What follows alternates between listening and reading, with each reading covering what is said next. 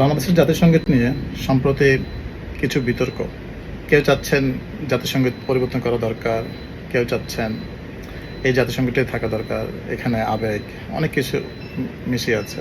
বাস্তবে যদি চিন্তা করি, প্রথম প্রশ্নটা আসে যেটা নিয়ে সবচেয়ে বড় বিতর্ক, যে চয়নটা নিয়ে। মা তোর বদনখানি মলিন হলে আমি নয় জলে ভাসি। আপনি যদি এটা বিশ্লেষণ করেন, এই কথা এই চয়নটা যদি বিশ্লেষণ করেন, মায়ের বিপদে মা যখন তার চেহারা মলিন হয়ে যায়, তার মন খারাপ হয়, আমি তার সন্তান হয়ে তার পাশে এসে কান্না করে, কি পরিমাণ নির্লজ্জ।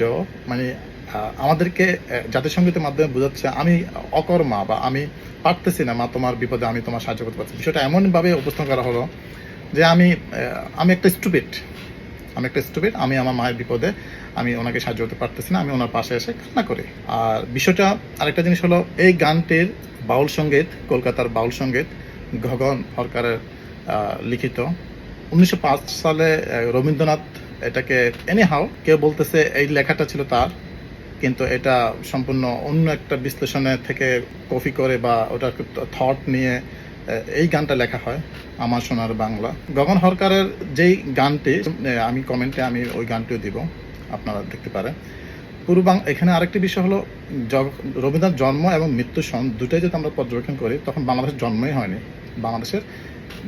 হয়নি। 1905 সালে যদি গানটা লেখা হয়, বাংলাদেশের ভাষা আন্দোলনের চিন্তাও যদি করি, এর আগে তো রবীন্দ্রনাথ চলে যায়, তাই না? বাস্তবতায় দেখা গেল কি, বাংলাদেশের জন্মের আগে রবীন্দ্রনাথ চলে যান। এখানে পূর্ব বাংলা, পশ্চিম বাংলা কোনোটাতেই বোঝানো হয় না কোনো কিছুতে। আর মা, এখানে যতবার মায়ের বিশ্লেষণ করা হয়েছে, মা বলে উচ্চারণ করা হয়েছে, এটা নিতান্তই ওদের হিন্দু ধর্মীয় ভাইদের মা দেবতা দেবী হিসেবে মানেন, ওনাকে কেন্দ্র করে ওটা লেখা হয়েছে।